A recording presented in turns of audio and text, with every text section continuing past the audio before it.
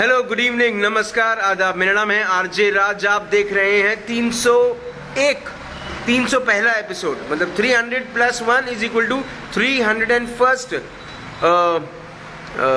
Show of Chhatarpur farms presents राज की बात is in association with Kamat and Durga wealth managers, my education partner Globus ITI Kamthi, my cake partner is freshly baked, my ice cream partner is yet to decide, and my chocolate partner is Tricos. A big thank you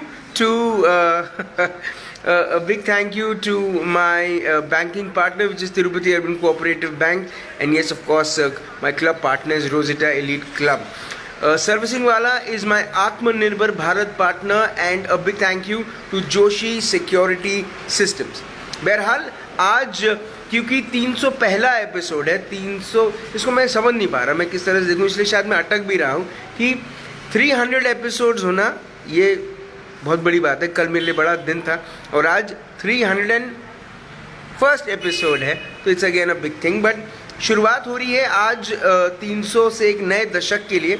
400 episode तरफ जाऊंगा मैं, और जो पहला episode है आज वो है ऑल अबाउट योगा।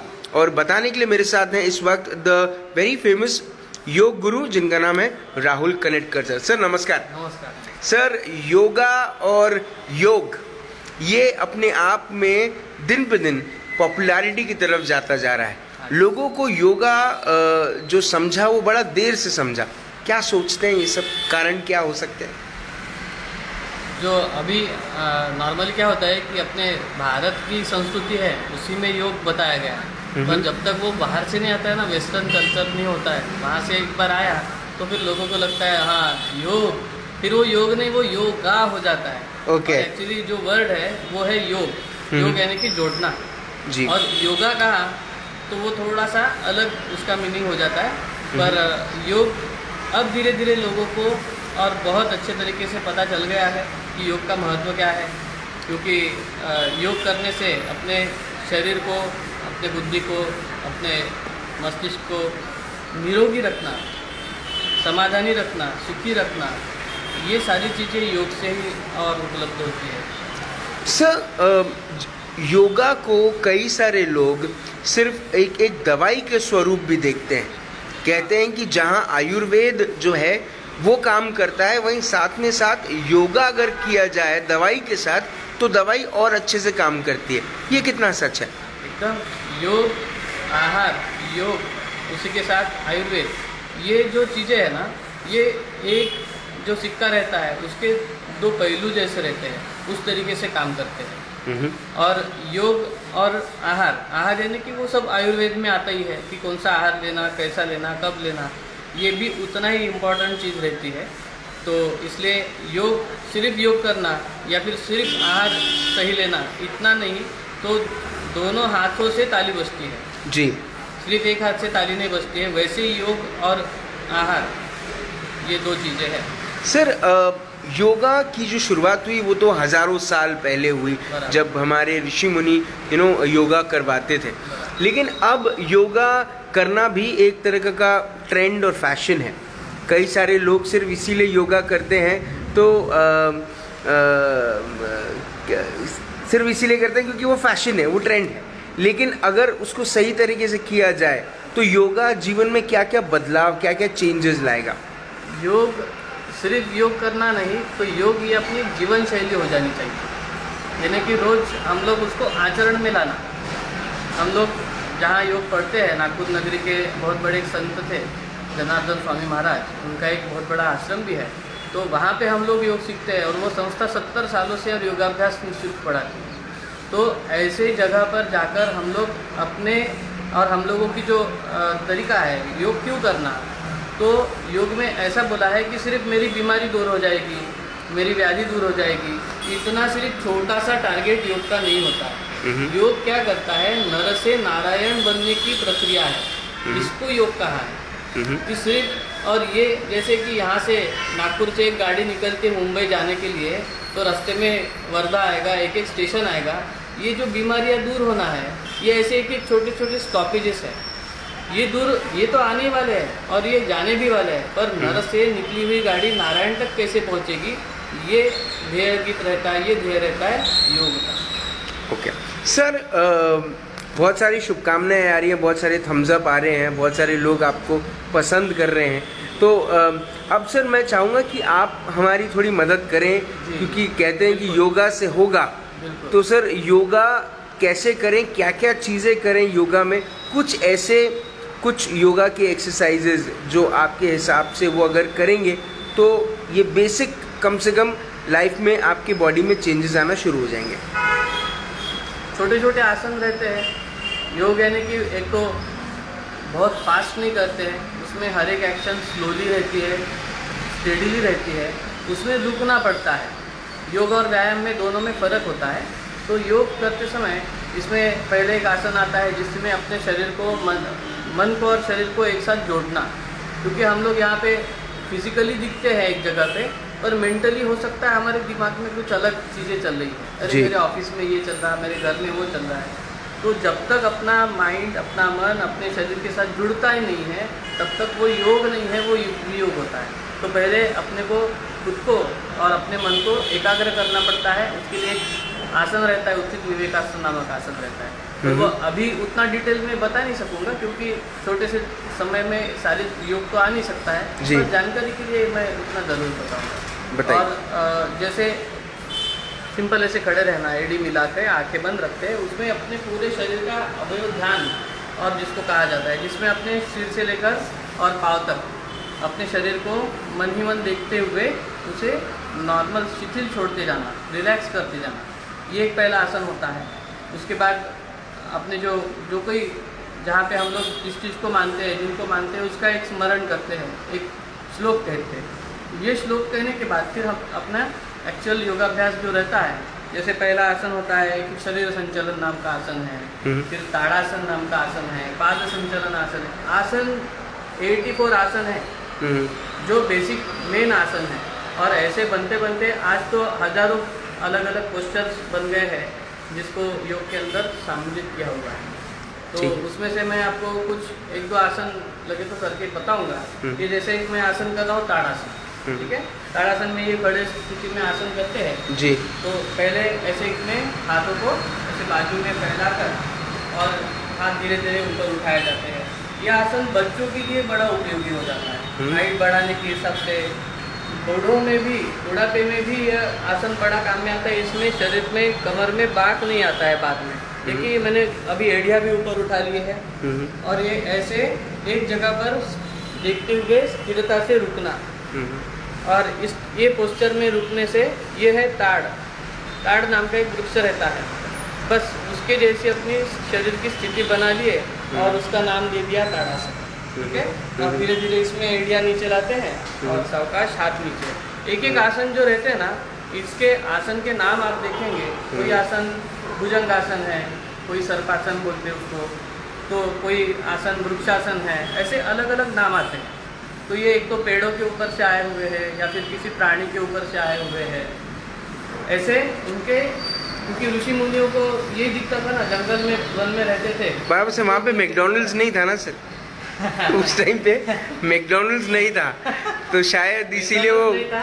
और उनको जो आजू बाजू में दिखता है वैसी पोजीशन शरीर की बनाते गए और आसन के वैसे नाम पड़े जी। बहुत पुरातन जी। तो और एक आसन मैं आपको दिखाता हूँ, ये है कोणासन।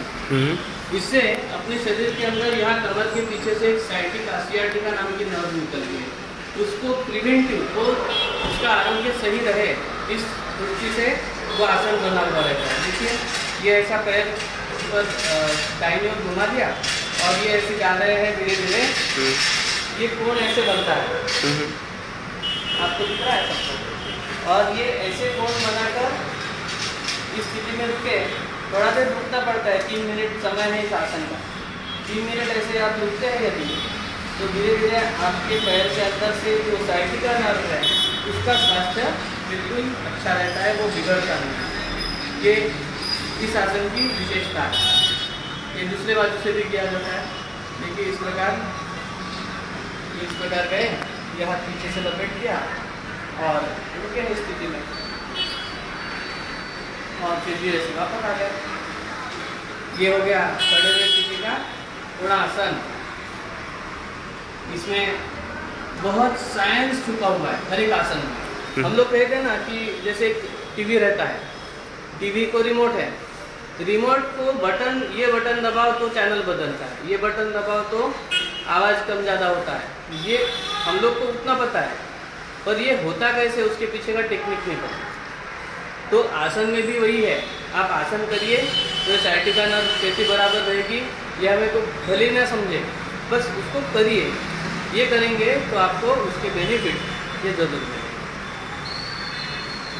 उसके आगे मैं और एक आसन करवा के दिखाता हूँ, एक सूर्य नमस्कार। अभी आज तारीख है 17, 19 तारीख को एक रथ सप्तमी नाम का एक कार्यक्रम रहता है, जिसमें सूर्य भगवान उत्तरायण दक्षिणायन वो जब चलता है ना, वो चेंज होने वाला है अभी, तो दिन बड़ा होने वाला है।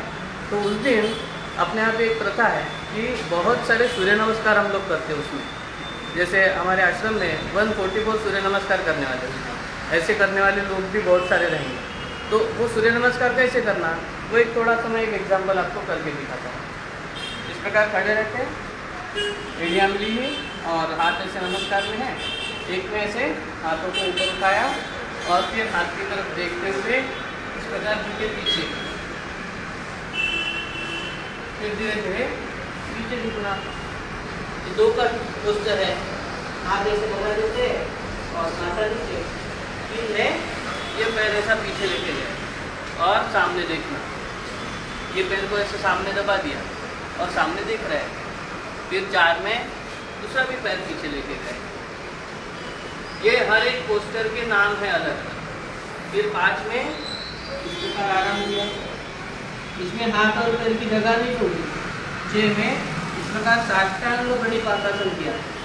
देखिए एक स्थिति आप बराबर देख लीजिए। फिर 7 में इस प्रकार शरीर को सामने उठाया, ये भुजंगासन। फिर 8 के अंत में भूधरासन, इस प्रकार पेट की तरफ देखो।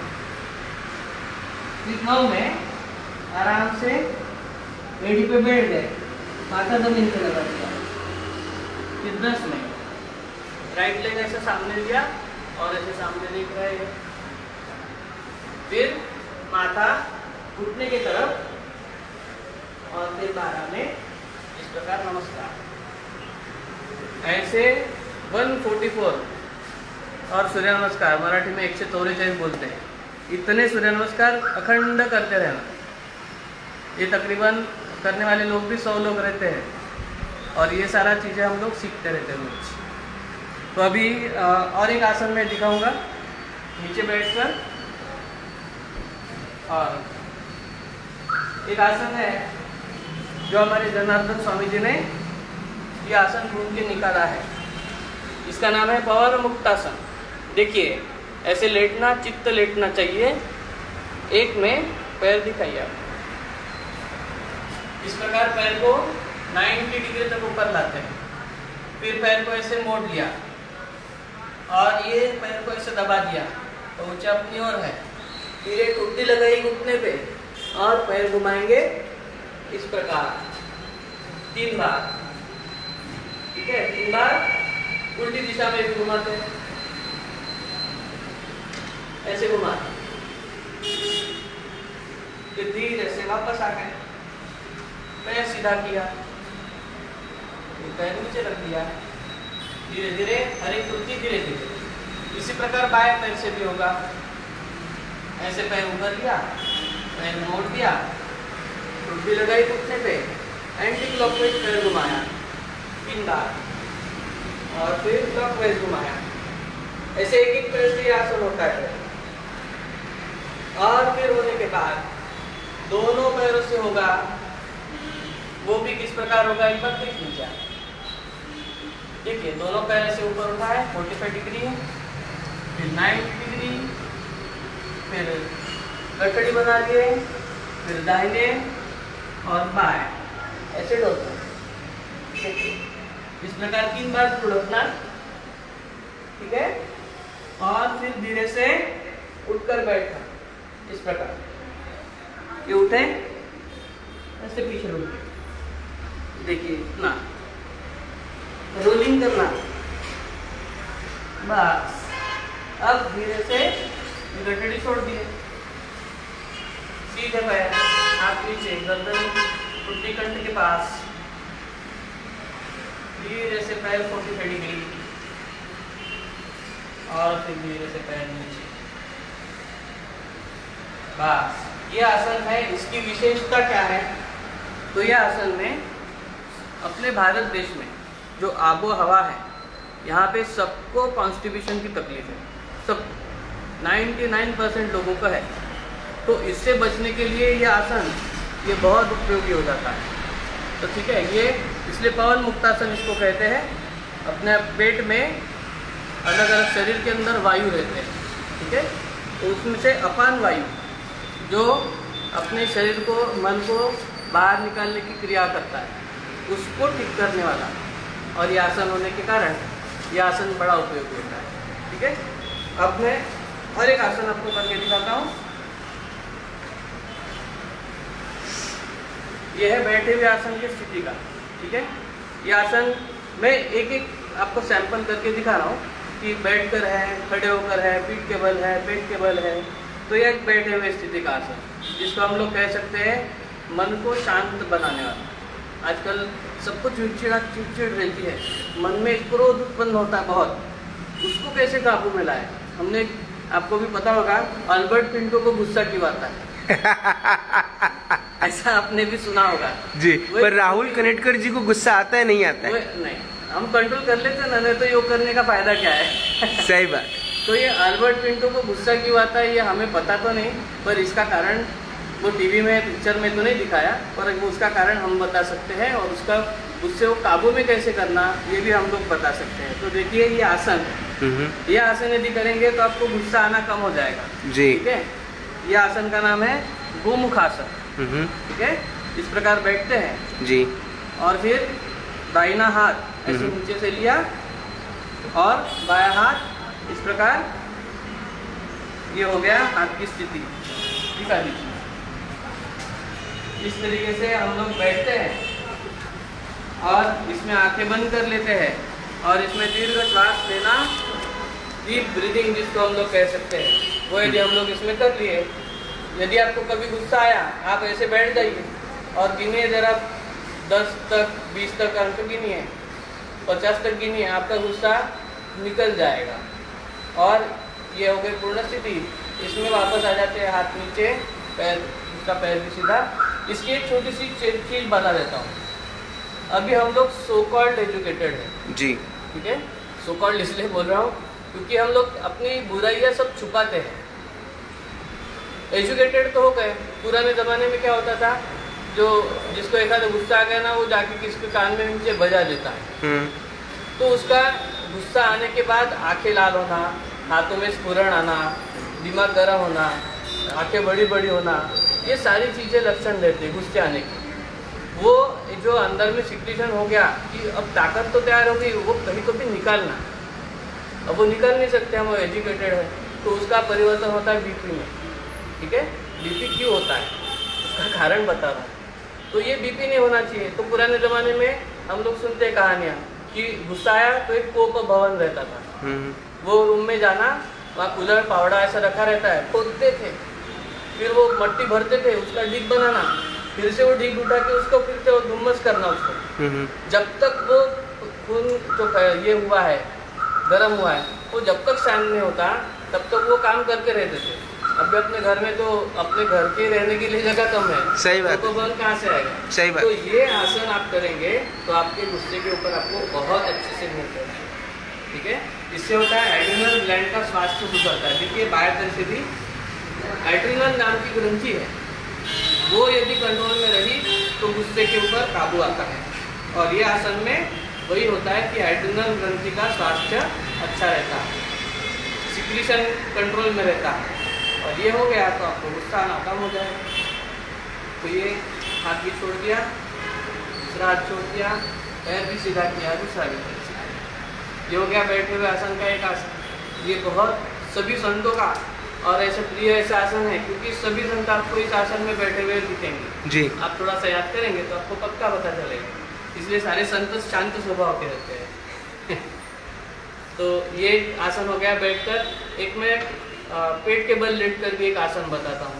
अब ये जैसे मैंने बताया कि एक एक जो पेड़ पौधे कोई प्राणी ऐसे दिखते थे और वैसे नाम बताया, उस वैसे वैसे नाम किए थे। तो ये और एक आसन जो पेट के बल लेट कर किया जाता है। अब पुराने ज़माने में नौका विहार करते होंगे ऋषि मुनि जी। तो नौका में बैठकर इधर उधर जाना, बस वो नौका जैसी स्थिति बना लिए तो वो आसन का नाम होता है नौकासन। इसमें भी पहले आधा आधा नौकासन में करके दिखाता हूँ। ये देखिए राइट हैंड और लेफ्ट लेग ऐसे ऊपर उठा, ये आधी नौका है। देखिए आधी नौका ऊपर उठी, आधी नीचे में, फिर वापस आ गए, फिर बायां हाथ दाहिना पैर फिर से ऊपर उठाया, ये भी नौका हो गई आधी, फिर नीचे भी आ गए, और फिर दोनों हाथ और दोनों पैर ऐसे खींचते हुए ऊपर उठा लिया। देखिए नौका जैसी स्टेप बन गया अपने शरीर बराबर। बस ऐसे नौका में थोड़ा सा देर रुकना, फिर धीरे से वापस, और फिर और एक बार शरीर को ऊपर उठाते हैं। देखिए ऐसे। अब नौका डोलती है पानी में, ऐसी ऐसी नौका डोलनी चाहिए। देखिए नौका डोलती है, ये डोलने वाला आसन है नौकासन, ठीक है। और फिर आगे पीछे ये भी है, ऐसे भी डोलना। बस ये करने के बाद धीरे धीरे जा गए, ठीक है। ये आसन से अपने पेट को पतला रखना, ये बहुत अच्छा काम होता है। पेट का स्वास्थ्य अच्छा रहता है। ये सारी चीज़ें इस नौकासन में और आती हैं, ठीक है। और ये उसके बाद है आसन वज्रासन। जब भी आप खाना खाते हैं, खाने के बाद ये आसन में यदि आप बैठ गए तो आपका हाजमा बहुत अच्छा होगा, क्योंकि इसमें भी शास्त्र है कि अभी पैरों में खून जाता नहीं, सारा पेट में खून रहेगा और उससे अपना हाजमा अच्छा होगा। सर ये जो भी आसन आपने बताए, ये वो बेसिक आसन है। अगर ये कोई करना शुरू कर दे तो क्या क्या चेंजेस आएंगे बॉडी में, माइंड में क्या चेंजेस आएंगे? ये आसन करने से आपको शरीर में एक एक चीज़ें यदि हम लोग करते गए ना, तकरीबन 1 महीना सारे जो बेसिक आसन है, 30 आसन सीखना है तो 1 महीना सफिशेंट होता है। पर वो सिर्फ सीखना है नहीं कि परिचय है, वो इंट्रोडक्शन है। उसके ऊपर आपको आसन का अभ्यास करना, वो निरंतर करना है। और आप निरंतर यदि करोगे तो नॉर्मली आज जितने भी तनाव के कारण अपने अंदर में जो कुछ बीमारियाँ आती है, तो बीमारियों से हम लोग बच सकते हैं, ठीक है। सर जैसे इंडिया को अब डायबिटीज़ का कैपिटल बोला जाएगा, या शुरू भी हो गया है। इंडिया में जितने लोग डायबिटिक हैं, हाँ। पूरी दुनिया में उतने लोग डायबिटिक हाँ। नहीं हैं, और दिन पे दिन नंबर भी बढ़ता जा रहा है। सर योगा डायबिटीज़ को कम करने में किस तरह से मदद करता है, और क्या योगा करते करते खाने पे भी ध्यान देना शुरू करना पड़ेगा? बिल्कुल, बहुत सही सवाल पूछा आपने। डायबिटीज़ जैसे मुझे जानकारी है कि अपने देश में 30% संख्या उसका परसेंटेज बताया जाता है कि जिससे कि डायबिटीज़ बढ़ रहा है। ग्रोथ रेट जैसे एक आधे कंपनी का ग्रोथ रेट रहता है, वैसे अपने देश में डायबिटीज़ का ग्रोथ रेट 30% है। तो ये डायबिटीज़ से बचना है तो सबसे इम्पोर्टेंट हमारे स्वामी जी ने कुछ आसन बताए हैं, जो नॉर्मली कोई आसन में हलासन यदि है उसमें अंगूठे ज़मीन पर लगा दो ऐसे बोलते हैं, पर जनार्दन स्वामी महाराज ने ये बताया था कि आप हलासन करोगे तो 2 उंगलियां पैरों को ऊपर रखो, उससे आपकी पैनक्रियाज एक्टिवेट होगी। पैनक्रियाज एक्टिवेट हो गई तो आपको डायबिटीज़, मधुमेह मराठी में बोला जाता है, उससे आप बच पाओगे। ऐसे ही जनार्दन स्वामी जी ने बहुत सारे आसनों में डायबिटीज़ के ऊपर, पता नहीं उनको वो सब 70 साल पहले कैसे क्या, पर उनको सब पता रहता है संतों को। तो उस हिसाब से उन्होंने आसनों में कुछ थोड़े थोड़े परिवर्तन किए, और उन्होंने डायबिटीज़ के ऊपर कौन से आसन करना चाहिए, ये सारी चीज़ें बताई। दूसरा आपने सवाल पूछा कि योग करने से ही डायबिटीज़ बराबर होगा क्या? हाँ, तो योग करने से डायबिटीज़ प्रिवेंटिव है। यदि आपको डायबिटीज़ नहीं है आप उसको योगाभ्यास करते रहिए प्रिवेंटिव बेसिस के ऊपर, तो आपको डायबिटीज़ होने की संभावनाएं कम होगी। और यदि हो भी गया है तो उसको भी ठीक करने की संभावना योग से बढ़ती है। पर वो जैसे कि एक हाथ से ताली नहीं बजती है, उस तरीके से यदि आप योग के साथ आहार को यदि महत्व देते हैं तो अपने जीवन को व्याधि मुक्त रखना ये निश्चित तौर पर हम लोग कर सकते हैं, ये हासिल हो सकता है। इसलिए जितना महत्व योग को है उतना ही महत्व अपने आहार को देना आवश्यक है। आहार क्या होना चाहिए? हम निःशुल्क योग पढ़ाते हैं, योग के लिए हम लोग पैसे चार्ज करना नहीं है, हमारी गुरु दक्षिणा रहती है। हमारे स्वामी जी की वही गुरु दक्षिणा थी, वो चीज़ हम लोग भी उसी तरीके से सालों साल कर रहे हैं। मैं भी आज हमारे योगाभ्यास मंडल में 28 सालों से जा रहा हूँ, तो वहाँ पे इसी तरीके से अभ्यास होता है, निःशुल्क होता है, सारे जन जन को और वो योग पढ़ाया जाता है। तो वहाँ पे हम लोग योग कर लेते हैं, पर जब तक उसके साथ साथ आहार के बारे में हम लोग नहीं समझते जी, तब तक वो पूरा योग साध्य नहीं होता। इसलिए यहाँ पे हम लोग एक नव चैतन्य नाम का एक क्लब है, और यहाँ पे हम लोग आहार के बारे में और चीज़ें बताते हैं।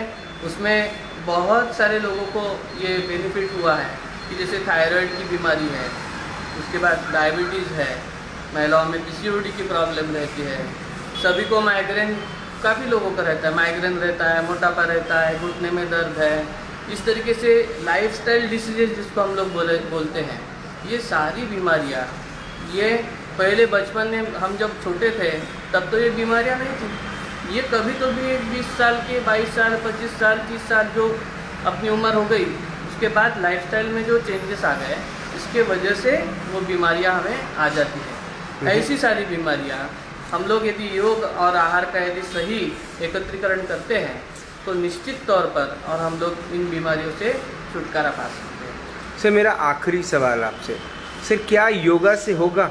बिल्कुल होगा, योगा से और आहार से पक्का होगा, ज़रूर होगा, निश्चित होगा। सर आपने अपना वक्त दिया, आपने इतनी अच्छी चीज़ें हमको सिखाई। आपका जो नव चैतन्य इंस्टीट्यूट है वो बहुत प्रगति करे, यही उम्मीद है। आप ज़रूर लोगों से भी कहिए, अपील करता हूँ मैं सबको कि आप भी ज़रूर हमारे नव चैतन्य क्लब जो है अपने गुलमोहर हॉल के अपोजिट में खामला में है, यहाँ पे आके ज़रूर। मेरा नाम राहुल कानिटकर, मेरे साथ मेरी मिसेस भी और ये काम करती है। इन्होंने भी आइए राधा जी इन्होंने भी काफ़ी अच्छा काम खुद के ऊपर किया है जी। और आप राधा जी का पहले वेट क्या था? मेरा वेट 70 था, मैं बहुत ज़्यादा ओवरवेट थी और मैंने 5 महीने में अपना 17 किलो वेट लॉस किया है। और योग और आहार से ये पक्का होगा, क्योंकि इतना ज़्यादा वेट लेके कोई यदि इंसान 25 किलो का बोरा लेके 24 घंटे घूमेगा जी, तो उसकी कार्यक्षमता हमेशा कम रहने ही वाली है। सच बात। वो जैसे यदि बोझा उतर गया तो हल्कापन आता है, बीमारियों से मुक्त हो जाते हैं। और योग और आहार ये दोनों के कॉम्बिनेशन से पक्का और ये सब चीज़ें हो पाएगी। राधा जी आप कुछ कहना चाहती हैं? नहीं, मैं ये बोलना चाहती हूँ कि जब आपको अगर फिट रहना है आज के वातावरण में, तो आपको पक्का योग और आहार संतुलित रखना है, तभी आप फिट रह सकते हो और ज़्यादा जी सकते हो और आनंदी रह सकते हो। बिल्कुल हमेशा हमेशा के लिए आपको आनंदी रहना है। अभी कोरोना ने एक चीज़ हम लोगों को सबको सिखा दी है कि कोरोना क्या बोलता है, आपको यदि आपकी हेल्थ है तो वेल्थ है, नहीं तो वो वेल्थ होने का कोई फ़ायदा नहीं। वेल्थ बहुत है पर डायबिटीज़ है तो मीठा खा नहीं सकते हैं, लंबर स्पॉन्डिलिसिस है, ये स्पॉन्डिलिसिस, नरम गादी में सो नहीं सकते हैं, ठीक है ना। तो इस तरीके से जो बीमारियां हैं ना, यानी सिर्फ पैसे वाला आदमी धनवान होता है वही रईस है, ऐसा नहीं। जो हेल्थ वाला है, जिसकी हेल्थ अच्छी है, जिसकी मन बुद्धि सब कुछ अच्छा है, वो सबसे ज़्यादा और श्रीमंत आदमी है आज के दुनिया का, ऐसा हम लोग विश्वास से कह सकते हैं, क्योंकि हेल्थ है तो ही वेल्थ है। आप दोनों ने अपना वक्त दिया, आप दोनों ने हमसे बात करी, उसके लिए बहुत बहुत धन्यवाद। और ये बात तो आज निश्चित तौर पे समझ में आ गई कि योगा से होगा। बिल्कुल होगा। चलिए धन्यवाद। धन्यवाद। बहरहाल आज राहुल कानिटकर सर ने जो हमको समझाया वो क्या समझाया, वो ये समझाया कि पहले तो ये कि योगा ज़रूरी है, योगा के साथ आहार का संतुलन भी बहुत ज़्यादा ज़रूरी है, एकत्रीकरण होगा तो डेफिनेटली योगा से होगा।